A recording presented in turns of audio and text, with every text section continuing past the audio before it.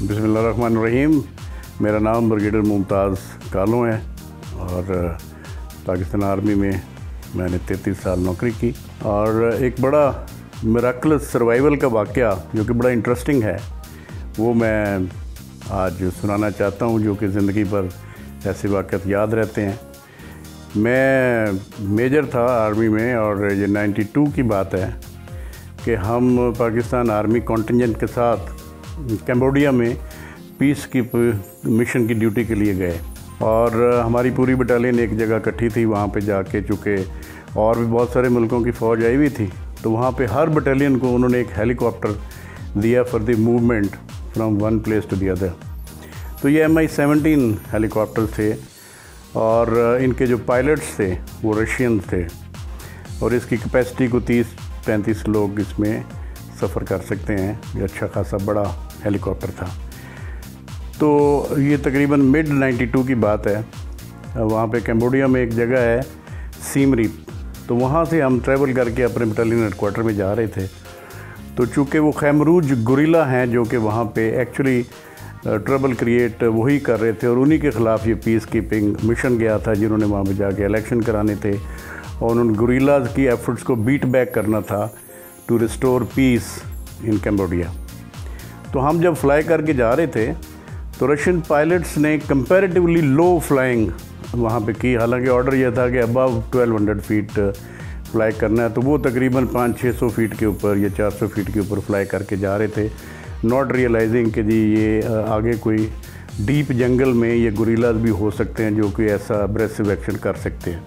तो जब हम डीप जंगल में पहुंच गए, तकरीबन जिसमें 70-80 किलोमीटर ऑल अराउंड कोई आबादी नहीं थी, it was a deep thick jungle. वहाँ से एकदम हमें पता उस वक्त नहीं चला इनिशियली के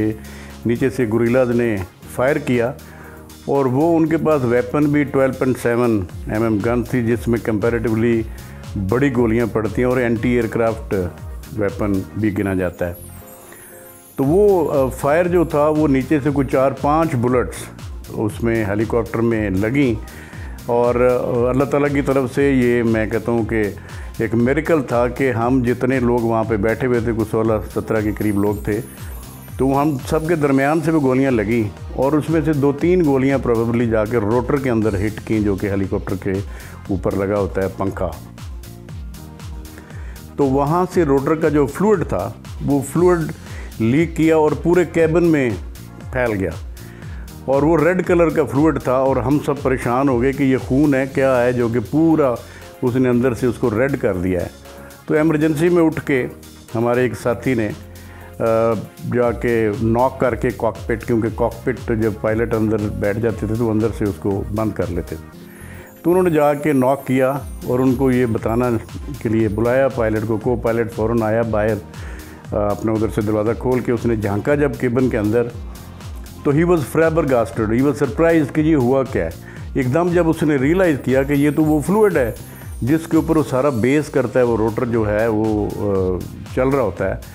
तो वो उसने जब पायलट को बताया तो पहले तो शुरू में वो बहुत ज़्यादा घबराए, लेकिन उन्होंने द केप्ट देयर नर्व, उन्होंने इंजन को शट ऑफ किया और थोड़ा कुशन लेने के लिए वो बग़ैर इंजन चलाए नीचे की तरफ आए। और हमारी गुड लक ये थी कि नीचे एक पैच ऐसा था जहाँ पे बहुत सारे दरख्त कटे हुए थे और उनके जो स्टम्प्स थे, जिसको हम मुड कहते हैं, वो मुड निकले हुए थे और बीच में वो पैच था और उसके अंदर चूँकि वहाँ पे ट्रॉपिकल वेदर होता है, बारिशें बहुत होती हैं, तो 1.5 से 2 फुट पानी भी वहाँ पे खड़ा था। तो उन्होंने बिल्कुल जब नज़दीक ज़मीन के आ गया हेलीकॉप्टर, तो उन्होंने उसको इंजन को दोबारा स्टार्ट किया टू गेट दैट कुशन के जिसमें, ताकि वो बहुत ज़्यादा ज़ोर से नीचे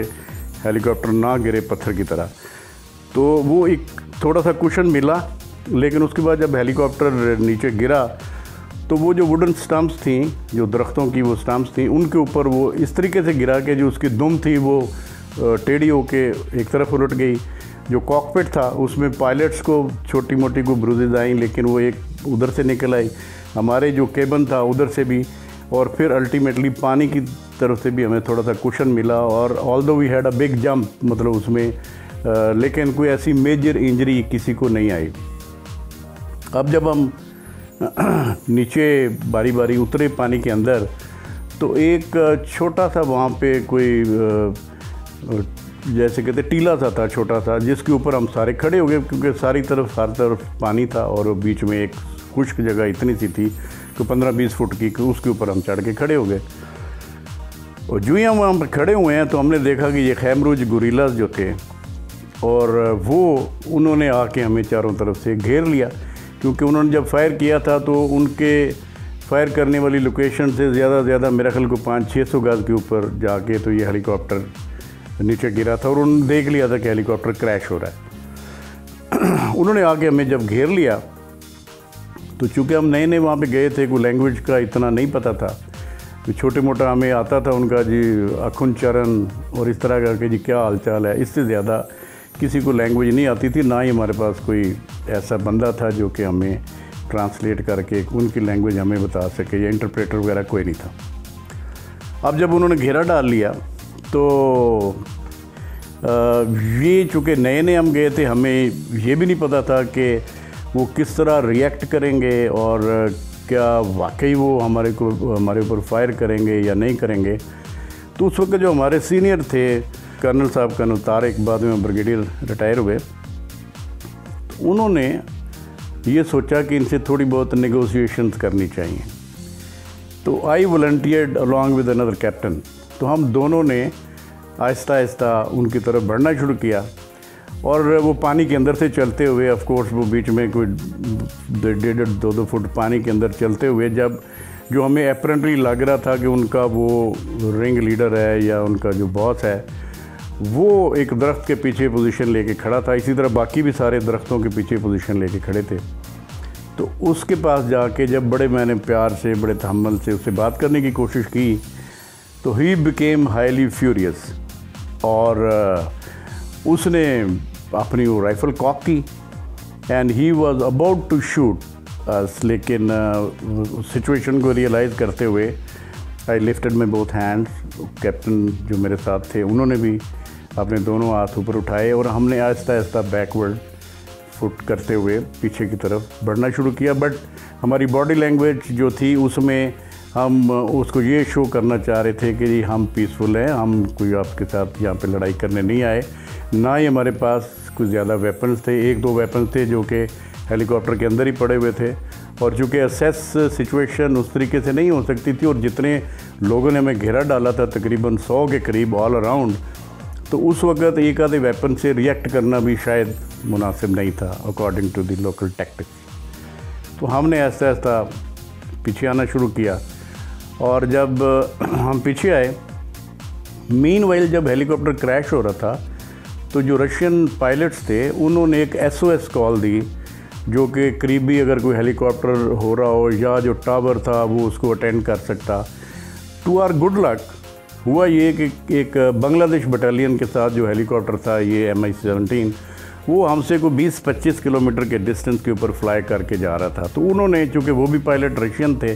तो रशियन लैंग्वेज को उन्होंने फ़ौरन पिक किया, और उन्होंने रियलाइज़ किया कि यहाँ पे इन्होंने ग्रिड रेफरेंस ये हमारे पायलट्स ने दिए थे वो उन्होंने रजिस्टर किए, और उन्होंने हमारी तरफ ट्रैवल करना शुरू कर दिया।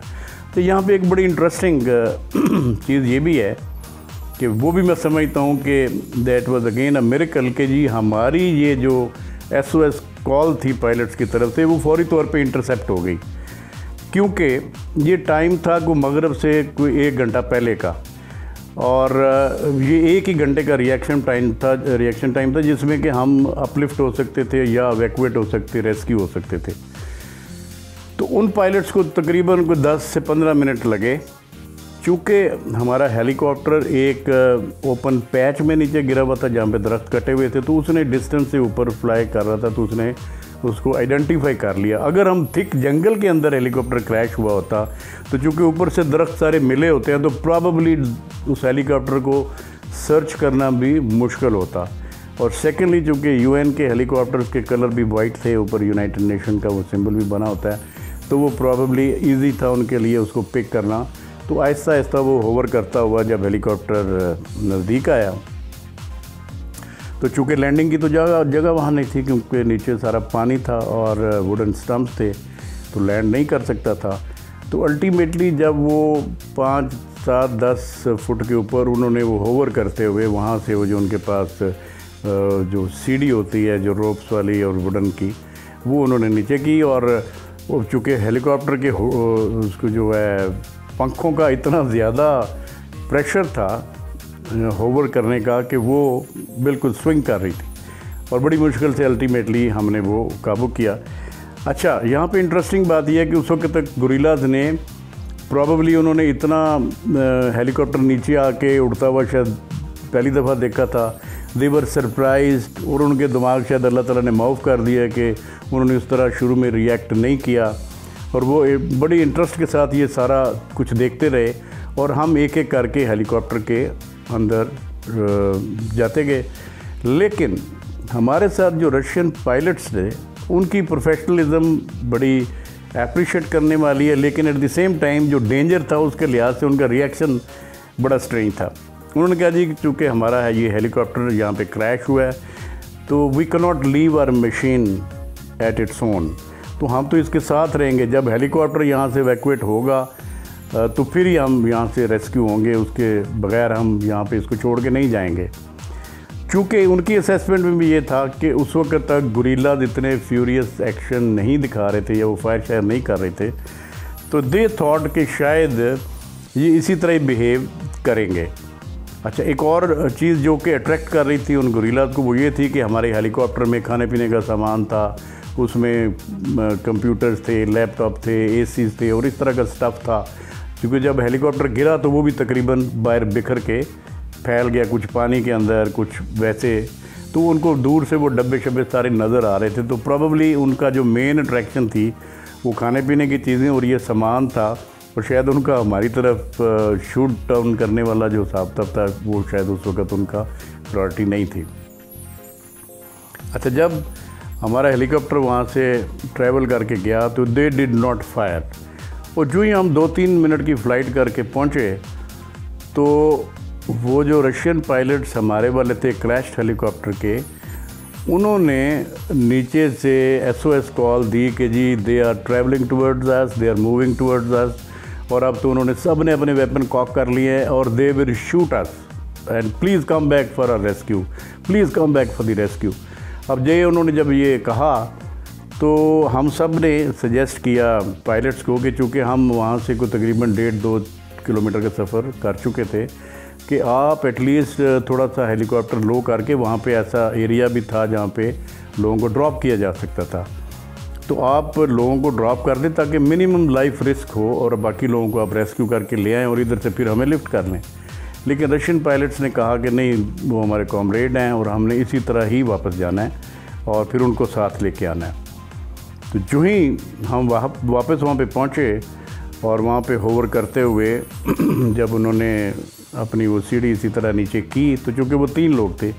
पायलट, को पायलट एंड अनदर कैप्टन जो कि उनके रशियन आर्मी के SSG का अफसर था, तो जो ही पायलट और को पायलट अंदर आ गए हेलीकॉप्टर के, अभी वो जो SSG का कैप्टन था वो अभी मेरा ख्याल पहली सीढ़ी पे था कि उन गोरिल्लाज ने चारों तरफ से फायर शुरू कर दिया। अभी हेयर आई से कि it was a miracle to survive, because अगर आप देखें स्मॉल, हम उनके AK-47 से वो फायर कर रहे थे और डिस्टेंस भी कोई बहुत ज़्यादा नहीं था, लेकिन मैं फुल मार्क्स देता हूँ उन रशियन पायलट्स को जो कि घबराए नहीं, दे केप्ट देयर नर्व्स, और उन्होंने बड़ी स्पीड के साथ जो है हेलीकॉप्टर को वहाँ पे ट्री टॉप्स के ऊपर से डैश आउट किया और वहाँ से वो उस एरिया से निकले। लेकिन हमें फ़ील हो रहा था कि जी वो जो है बुलेट्स हमारे हेलीकॉप्टर को हिट कर रही हैं। और सबसे ख़तरनाक बात जो थी, जिसके लिए हम दुआएं कर रहे थे, वो ये था कि MI-17 हेलीकॉप्टर के जो फ्यूल टैंक्स होते हैं वो काफ़ी लंबे होते हैं, 6-6 फुट के, और दोनों तरफ लगे होते हैं बाहर आउटर सरफेस के ऊपर, और अगर कोई एक बुलेट भी उन फ्यूल टैंक्स को हिट करती तो हेलीकॉप्टर हवा में ब्लास्ट कर जाता और definitely we would have died all. लेकिन अल्लाह ताला ने को ख़ास अपना कर्म किया, रहमत की, और वहाँ से जो ही हेलीकॉप्टर हम लेके निकले and we could not believe. और फिर उसमें यह था कि लाइफ जैकेट चूँकि हम लोग ज़्यादा थे, उसमें हमारे पास 3-4 बंगाली अफसर भी थे, जिसमें एक मेजर था, 2 कैप्टन थे। तो वो भी चूँकि वो रेस्क्यू वाला जो हेलीकॉप्टर आया था तो वो ऑलरेडी उसमें ट्रैवल कर रहे थे, तो वो बेचारे वहाँ पे बीच में हमारे खामखा उस तरफ फंस गए। और मुझे याद है कि वो जो उनका मेजर था वो इतना फ्राइटेंड था उसके बाद, इस सारे वाक़े के बाद, कि जो हमने जिस तरीके से अल्लाह ताला ने हमें बचाया या जैसे हमने सर्वाइव किया, तो वो काफ़ी देर तक सकते में था। तो मैंने उसका कंधा पकड़ के हिलाया थोड़ा सा, एंड आई आस्क्ड हिम कि man it's okay and we are out of the danger now and relax. But he said that I didn't know what kind of danger is there. We thought that it's a simple rescue mission. We have to land, we have to pick up the people and come back. But I didn't know that it will be such a dangerous firing going on that our survival will be even difficult. So therefore he then came back into senses after quite some time because he was shocked. तो फिर वो जो helicopter pilots ने देखा कि इतनी bullet hits हुई हैं, तो दे वर ऑल्सो वरीड कि हेलीकॉप्टर को इंस्पेक्ट करना ज़रूरी है। तो वो 15-20 मिनट की फ़्लाइट के बाद उन्होंने लैंड किया हेलीकॉप्टर एक जगह से। उस वक्त तक अंधेरा हो चुका था, लाइटें शाइटें उन्होंने हेलीकॉप्टर की ऑन की हुई थी। तो वहाँ पे लैंड करके फिर जब उन्होंने इंस्पेक्ट किया तो मोर देन 35 हिट्स थी हेलीकॉप्टर के ऊपर, जो कि चारों तरफ से लगी हुई थी। तो फिर लेकिन अल्हम्दुलिल्लाह कोई ऐसी हिट नहीं थी जो कि इंतहाई डेंजरस होती, जिससे रिप अपार्ट हो जाता वो हिस्सा उसका हेलीकॉप्टर का। वो टेल में कुछ लगी, कुछ उसके नीचे वाले पायदानों पे, और इस तरीके से जहाँ से ऊपर पाँव रख के चढ़ते हैं, लेकिन पूरी बॉडी पे ऑल अराउंड थी। और हमने वो जब टेक ऑफ कर रहे थे उस डेंजर के अंदर, हमने 3-3, 4-4 लोगों ने उसके फर्श के ऊपर लेट के सिर्फ अपने जो सर थे वो कवर किए, 3-3 लोगों ने एक लाइफ जैकेट के साथ, ताकि हमारे सर पे जो है वो हिट नहीं होना चाहिए, तो शायद बाकी बॉडी पे लगेगा तो we might have a chance of survival. लेकिन अल्लाह ताला ने हमें जैसे मक्खन से बाल निकलता है, इस तरीके से इस डेंजरस सिचुएशन में अल्लाह ताला ने हमें बचा लिया। और शायद अल्लाह ताला ने हमसे बाद में कोई ज़िंदगी में काम लेना था। तो this was a very interesting incident of my life, which I would say we had a very narrow escape and a miraculous escape of life. Thank you very much. हमारा चैनल बिग सोचो subscribe कीजिए, bell icon पर भी जरूर click कीजिए ताकि आपको तमाम अपडेट्स का नोटिफिकेशन बर वक्त मिल सके।